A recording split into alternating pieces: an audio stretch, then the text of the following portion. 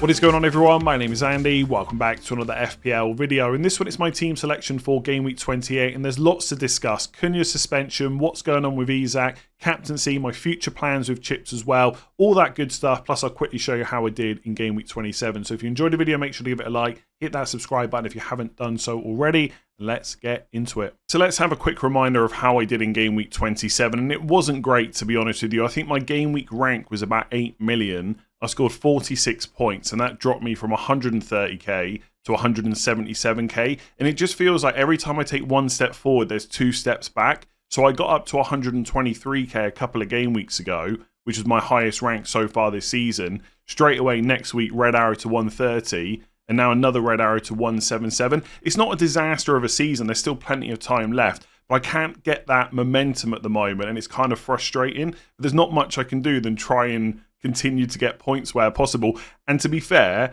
with Palmer captaincy, I was fearing a much worse red arrow, but luckily Salah only got an assist. In terms of where my actual points came from, 1 assist from Mbeumo, Gabriel 7-pointer, Trent got 6 points as well. That was it. Oh, sorry, Watkins got an assist as well. Everyone else blanked. Utara, Nwaneri, Palmer captain, Cunha, who I bought in for João Pedro. João Pedro, of course, goes and scores a penalty. Like, I have benched João Pedro for his 12-pointer against Southampton, then sold him for the last game week and bought Cunha, who blanked after absolutely annihilating me for not owning him earlier this season.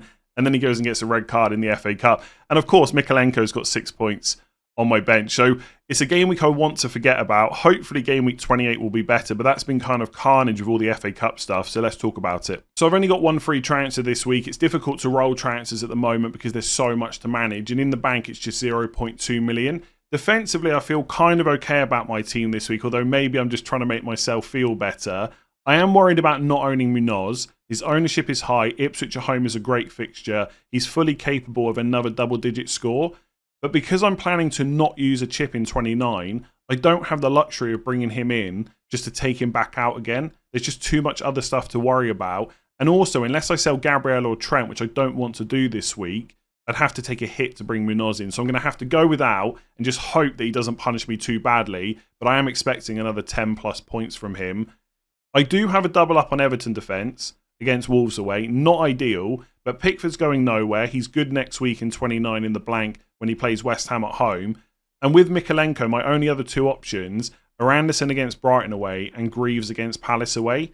And although a double up on Everton defence is not optimal, I think in isolation, Mykolenko is the best of those three picks. So I'm just going to play him and Jordan Pickford. With attacking issues and Game Week 29 blank to contend with, I just do not want to spend a transfer on my defence this week unless I absolutely have to.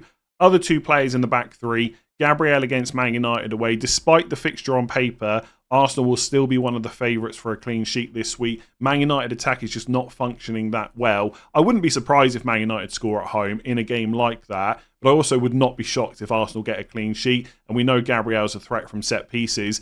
And then with Trent, that Southampton at home game is smack bang in the middle of the two PSG games in the Champions League, but I'm expecting him to start, and hopefully he makes it past 60 minutes. I probably wouldn't buy Trent this week if I didn't own him, but if you're an owner, that's just an easy one to play. Southampton at home, probably the best fixture you're going to get. So for midfielders, I'm going to start with captaincy. Palmer against Leicester at home versus Salah against Southampton at home. At the moment, the captain's armband is on Salah, and I'm not convinced that I'm going to switch to Palmer as a differential. I'm pretty confident that Salah is going to start that game. Liverpool came away last night against PSG with a 1-0 lead. Somehow, for anyone that watched that game, PSG absolutely dominated. But that's what happens if you don't take your chances. But as I said on the video yesterday, I'm not sure there was a realistic result from last night that would have made me think that Salah doesn't start. Do I think he'll get subbed early? Almost certainly.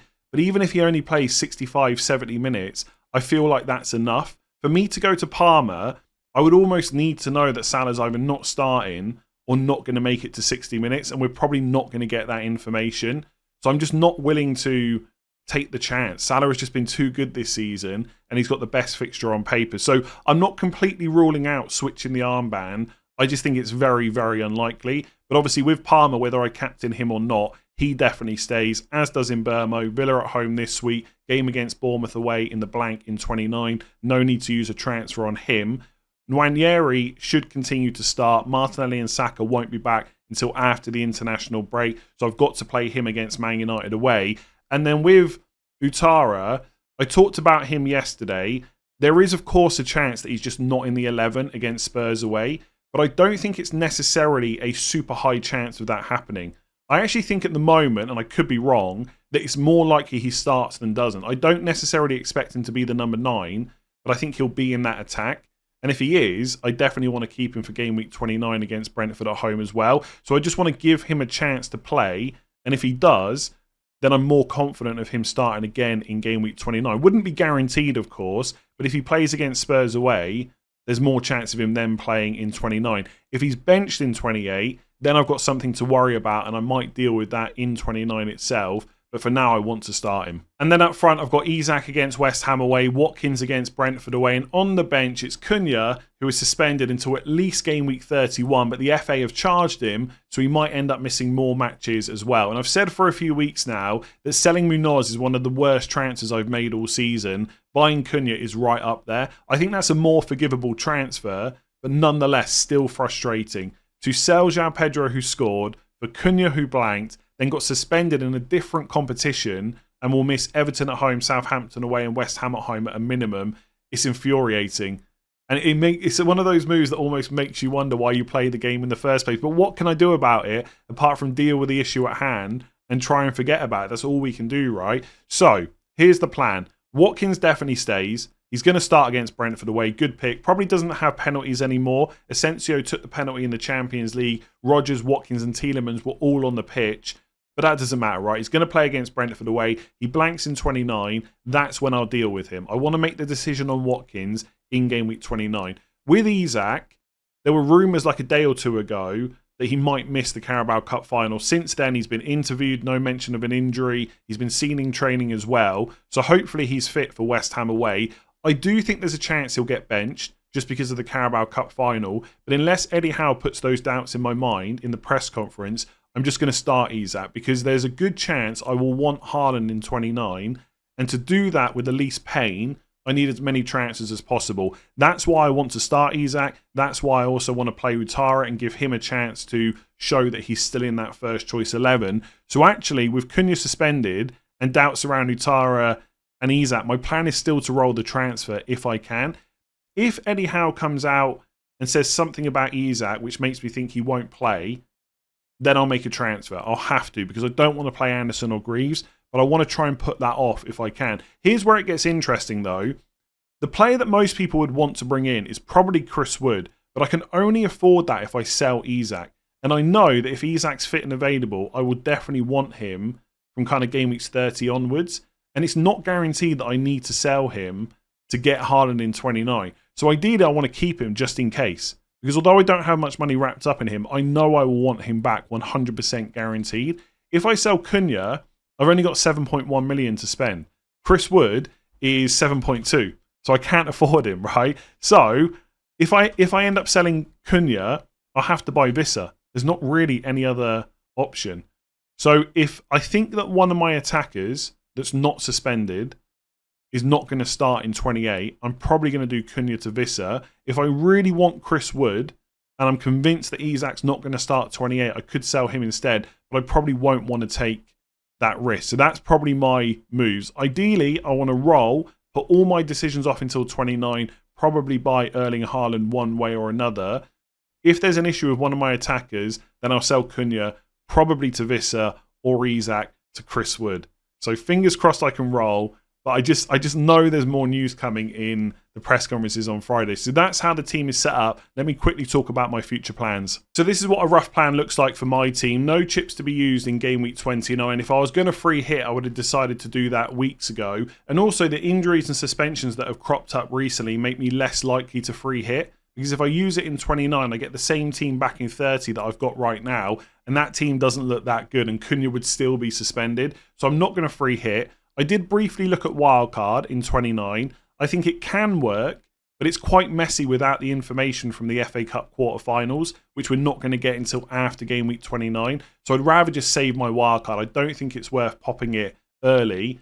Transfers that I make in 28 or 29 have to work for game week 30 as well, i.e. I'm happy to play that player in game week 30. So I mentioned already that Cunha to Vissa is something that I'm thinking about. That's also my suggested transfer over on Fantasy Football Hub. If you want to check out yours, link in the description below. 7-day free trial if you want to check it out, 30% off as well. And that's quite nice because Vissa has got Villa at home this week, Bournemouth away in 29, then that Newcastle away game in 30. Now, Newcastle away is not an amazing fixture, but if I've got to play Vissa that week, I'm happy enough to do it. He's been a really good pick for most of this season.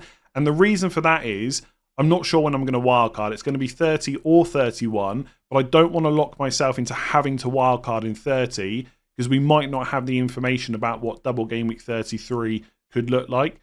We're probably more likely to have that before 31. I just want to leave my options open. So wildcard in 30 or 31, bench boost in 32 or 33, and then free hit in 33 or 34. Again, as I mentioned the other day, I would highly recommend listening to the Planet FPL podcast on chip strategy. I've listened to about an hour of it this morning. I've still got half an hour left. Basically, the rest of the season could be a bit of a mess. And if you can, waiting for that information from the FA Cup quarterfinals and then what double game week 33 could look like is going to be powerful. So unless you absolutely have to use a chip in 29, I'd recommend not doing it. And that is why I don't want to do it either. And like, if you look on, let me just bring this up here. If you look on the My Team tool on the hub, by the way, if you check it out with that 7-day free trial and you scroll forward a few weeks, Ben Krellin's projections are also in here about who can double, plus the probability of that happening. But it just kind of shows you what a mess it could be, right? So Arsenal have got a 39% chance of doubling, according to Ben, who's probably basing this off bookmakers' odds. And then Anderson on the bench could also double as well, but they just might not. And I think it's very difficult to plan because of that. Like, either Gabriel or Anderson will double, probably, because either Palace will win in the quarterfinals or Fulham will win. But it's not even guaranteed that all those fixtures move to 33 anyway. So the plan has to be to delay things as much as possible, make transfers in 28 and 29 that work for 30, and figure out the rest later. And I'm kind of okay with that, to be honest. So if you've enjoyed that video, make sure to give it a like, hit that subscribe button, rate 5 stars if you listen on podcast. Check out Fantasy Football Hub using the link in the description below, and Planet FPL's Chip Strategy podcast. And I think that's it. I'll catch you tomorrow for final thoughts.